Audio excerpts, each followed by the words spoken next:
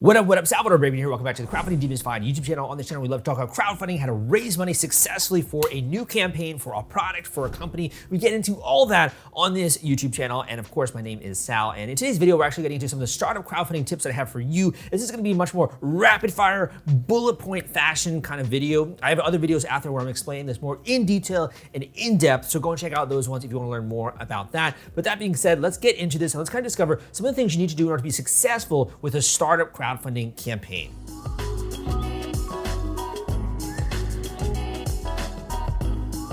All right, man, so if you want to be successful with a startup crowdfunding campaign, the first thing you need to know is that not everyone actually is trying to build a company. Not everyone is trying to build a massive brand. Not everyone wants locations around the world and people that are working for them, right? So not everyone is trying to do that in my community. My community are people of action takers, or people that are serious about taking action, turning ideas into physical products, and obviously turning them also into companies. But that being said, when it comes to being a startup, some of the tips that I have for you today are going to be much more bullet point fashion, kind of rapid fire. So like I said in the intro, you can go and check out my other video when it explains this much more in depth. So the first tip I have for you is that you gotta pick the right platform. It is so incredibly important that you pick the right platform when it comes to raising money. And here's why. The rules for each platform are incredibly different. The strategy, you come to me with a coaching call and you're like, Sal, I'm trying to do a campaign, I'm trying to do a regulation crowdfunding campaign. My advice to you is gonna be, you gotta do this, this, and this. If you come to me with another kind of campaign, trying to do a Kickstarter or Indiegogo campaign, my advice is gonna be, you gotta do that, that, and that. If you're doing a charity-based or a GoFundMe kind of campaign, it's gonna be completely different, right? So the strategy is different for each platform and as well for each style of raising money. So typically, if you're doing a startup crowdfunding campaign, you're trying to raise money for that,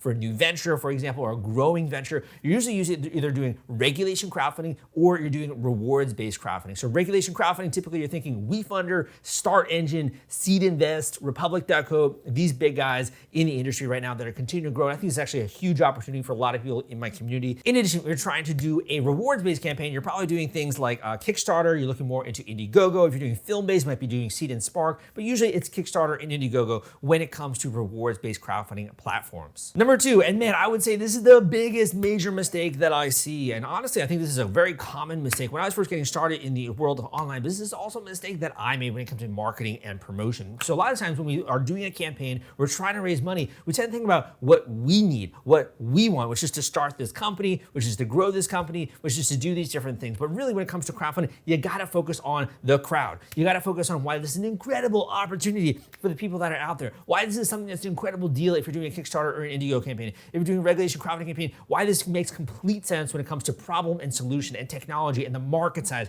and your vision as a company founder. So you really want to think about them. You really want to think about how can you make this incredible experience for your crowd, for them, how can you make this fun to participate in, how can you make this a great deal, how can you make this sort of something where like everyone out there is going to want to participate in this crowdfunding campaign, not making it about you and what you want, but really trying to think from their mindset, what's gonna be interesting, what's gonna make them show up, what's gonna get their attention. Number three is I want you to show proof, man. I want you to show proof of execution, or at least the potential to execute. Now, what do I mean by that? To show proof of execution. I think it's a very heady way of saying it. I really don't like that. I'm not a fan of that. I'm a big fan of demystifying things and kind of breaking things down, right? So when it comes to execution, I'm talking about, let's just say that you've developed an app. That's amazing. You have this idea and you've developed this. How do you show proof of that? Can you show screenshots? Can you show a working app? Can you show an alpha? Can you even let people try this thing out? You need to show proof of execution. Otherwise, no one is gonna believe you that if you actually raise these funds, you're gonna go out there and actually continue to develop this application. If you have a physical product, how can you show proof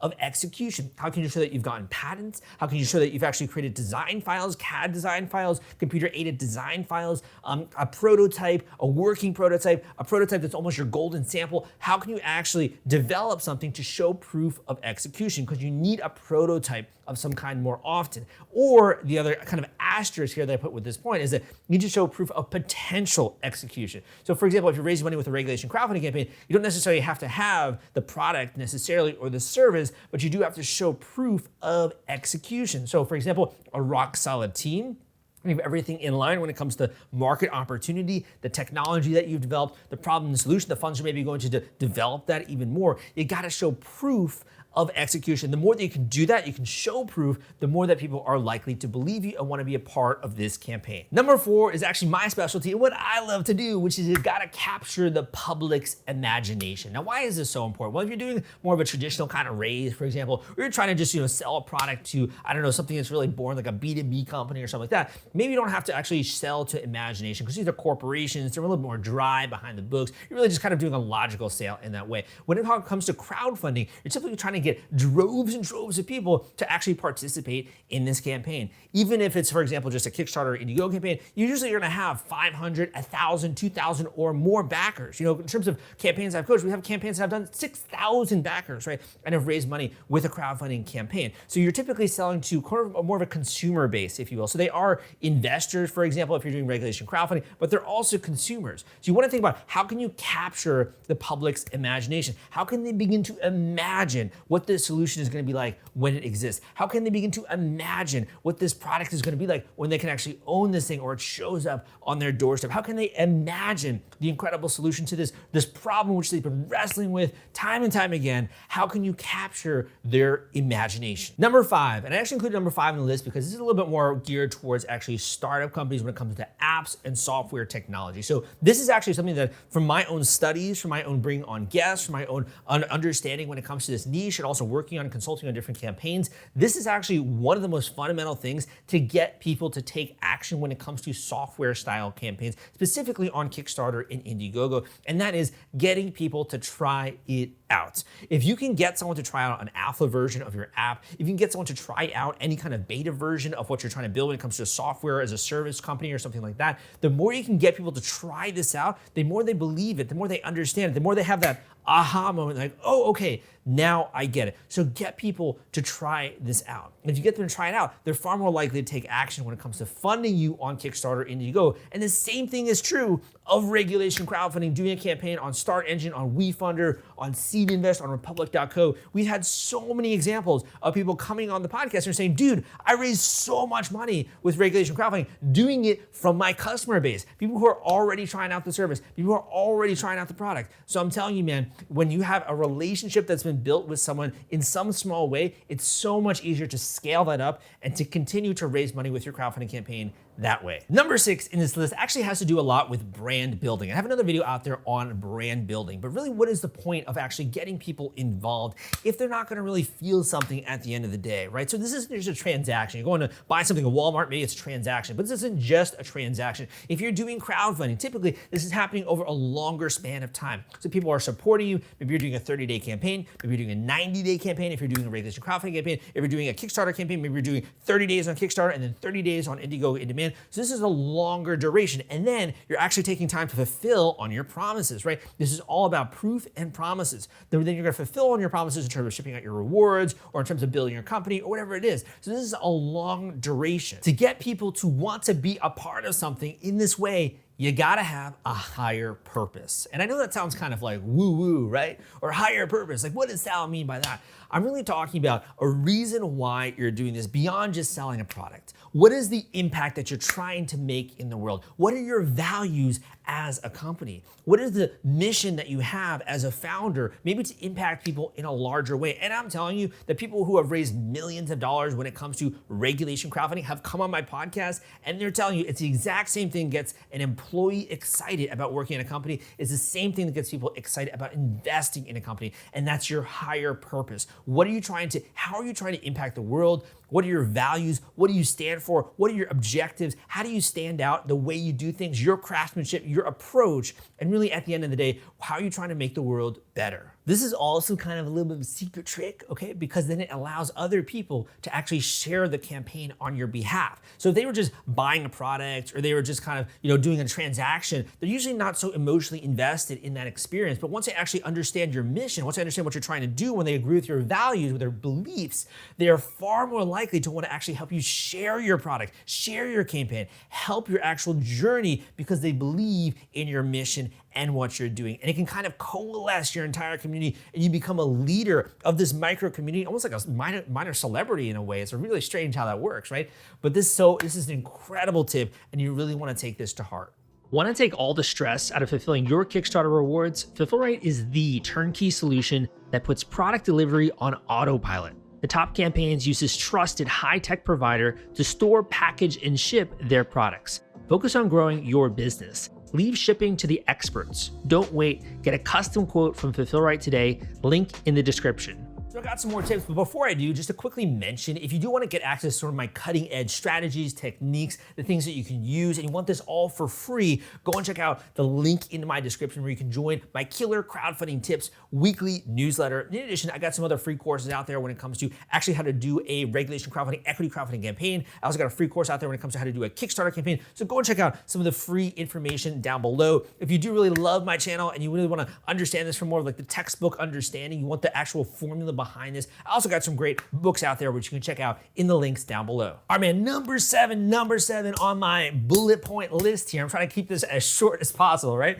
You gotta be working that marketing magic, okay? Why is it called magic? When we talk about magic, it's really something that just seems so phenomenal, so exciting, has an emotional experience, gets our attention in a way that we don't really understand necessarily what's happening behind the scenes. When something seems like magic, it's almost like defies explanation. And it's so cool in that way. For me, that's actually why I fell in love with marketing. So obviously I got started in the industry back in the day, back in 2012, and I love to do marketing, man. It is my passion. I enjoy psychology. I love learning. I love teaching, all these different things. But for me, marketing is really what's been able to accelerate my own brand, the brands of my students, and also my coaching students, my clients, all those different things. It's been able to accelerate their impact on the world. And all marketing is really controlling perception. It's really putting out what it is that you want other people to experience about your product, about your startup, what you want them to take away, what you want them to feel when they're actually coming to your brand or coming to your campaign or coming to your raise, right? The more you can work that marketing magic, that's what determines whether a campaign is gonna take off or it's not gonna take off. So I gotta say this, I'm not trying to throw anyone under the bus, honestly, but I have had people who have contacted me in the past and they're readers of mine or they've read one of my books or something like that, and like, Sal, I have a great product, I have this great idea, I have this great startup, but they're not willing to actually invest in their marketing. They're not willing to actually be like, you know what, I need to think about how I could position this so that other people would be as excited as I am about this. They're not very coachable in that way. And unfortunately, a lot of the times, those people, while they have an incredible product that could change the world, they're not able to convince the entire world to actually even notice it, right? Or to care. And it sounds like they're just shouting and shouting, but it's all falling on deaf ears. So marketing is really an exercise of perception, and it's also about understanding how to connect with your core audience and your core base and positioning your product in a way that other people are gonna care about it, or your startup company. Numero ocho is that you gotta study the greats. So I've actually been, I live in Miami here, and I've been trying to get better at my Spanish. So I'm actually adopted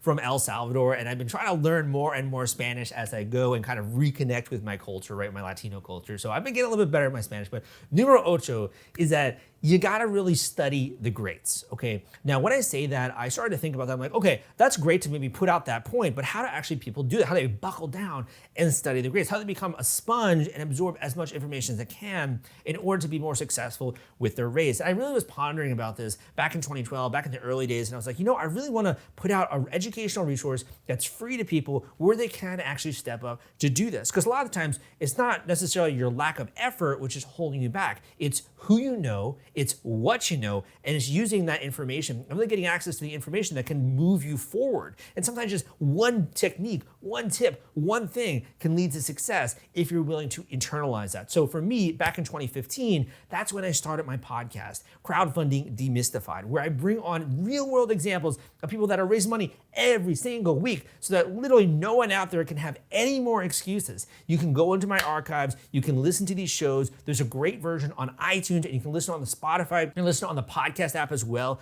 On iTunes, you can be listening on the way to work, you can be listening while you're doing laundry, you can be listening while you're cleaning your house, whatever it is you're doing. You can be learning and downloading this information at the same time. So man, become a lifelong learner. Study the greats. Listen to the podcast that I got out there. Listen to the codified information when it comes to my audiobooks out there. Really understand what goes into a successful raise by learning from other people, by learning from things that already work. You don't gotta reinvent the wheel. I know some of you guys are so creative, so brilliant, so innovative in that way, but I've done a lot of this work for you. You don't have to reinvent the wheel. Number 9 9 is that, and this is actually something that I've not been so good at in my entire life. I'm a rule breaker. I love to break the rules. I mean, I love to do things when people are like, you can't do this, Sal. I'm like, you know what? I'm going to show you, right? So I would say that this is kind of something that's actually more poignant when you're getting closer to a launch, but that's, you really need to understand the rules of the platform in which you are raising money. And I know it's so boring following the rules. You got to color in the lines. I was never so good at that, right? But you got to understand the rules of the platform. So whether that's Kickstarter or Indiegogo, understanding their guidelines. What types of products can you raise money for on that platform? What are some of the rules, the do's, the do nots, etc.? I've gotten into some issues in the past when it comes to that, and thankfully nothing that was big or major, but you do have to understand the rules of the platform. And for example, for being Kickstarter is that they only allow original products. And if they sense that you're selling it somewhere else, they might even threaten to shut down your campaign. So make sure that you follow the rules of the platform when it comes to regulation crowdfunding. Understand the rules related to general solicitation. Understand the rules related to the test the waters period. What you have to do to actually be launched into the overall marketplace when it comes to a platform like WeFunder. Understand the rules of the platform. Just buckle down, get a cup of coffee, or get a Diet Coke, get some popcorn, and just sit there and watch some of these videos that I got out there for you, or go and just dive in and to read some of that heavy text when it comes to WeFunder and understand how it works, understand the rules of the platform. Number 10, my final tip for you is to plan a launch. Now, a launch is different from just announcing something, right? If you're just like opening the store, like, hey guys, I opened this store, right? You really want to plan a launch. And planning a launch really means understanding what you have to do to get people excited leading up to the announcement of a campaign. How do you get people to take action? How do you make this an event? How do you make this something that people want to participate in? When you're planning a launch, you're planning for something much more explosive than if you're just to simply announce it. So there's a sequence, there's a step-by-step sort of fashion which you have to go through to arouse excitement, to get people interested, to get them wanting to take action, to be one of the first people, for example, to support a Kickstarter campaign or an Indiegogo campaign, or to become a part of an investor as a regulation crowdfunding campaign, and to be really one of those people that are your early bird investors getting at great terms, right, when it comes to your startup opportunity. So plan a launch, make this big, you really want people to kind of pay attention to you. And this can kind of be a little bit strange, right? If this is your first time doing a big PR event or a PR opportunity, I'll tell you, I have coaching students working there like, Sal, I don't know about getting all this attention, right? It's kind of like scary a little bit because you're getting a lot of eyeballs, you're getting a lot of attention. And when we were growing up, a lot of people were like, don't cause attention, right? Don't cause a stir. Don't get, getting everyone's attention is not always a good thing. You kind of want to just like fly under the radar, right? This is the exact opposite. You want to be loud. You want to get attention. You want to build a brand at the same time. So this is the perfect opportunity, in my opinion, for this. When it comes to this, there's a lot of different things that you gotta do. I'm trying to make it simple, so go check out some of my other YouTube videos out there. Go check out my blog, crowdcrux.com. Go check out my podcast specifically. In addition, you can go down below, you can see some of the free courses and free links that I got for you. And also, if you wanna get sort of my take on your actual startup, whether or not this is a good thing for you to do, what is the strategy you can use in order to be more successful. I work one-on-one occasionally when it comes to client projects if I really believe in it. Really make sure that you're doing the things right. Invest in setting up the foundation right so the entire building that you build isn't gonna topple over. So if you wanna learn more about that, you can book a one-on-one coaching call with me down below. But thank you so much for learning about this a little bit. I hope that you enjoyed this. I hope you brought some enthusiasm as well. You're getting excited, you're getting inspired. Give me a thumbs up if you did like this video. Come subscribe for more content like this, and I will see you next time.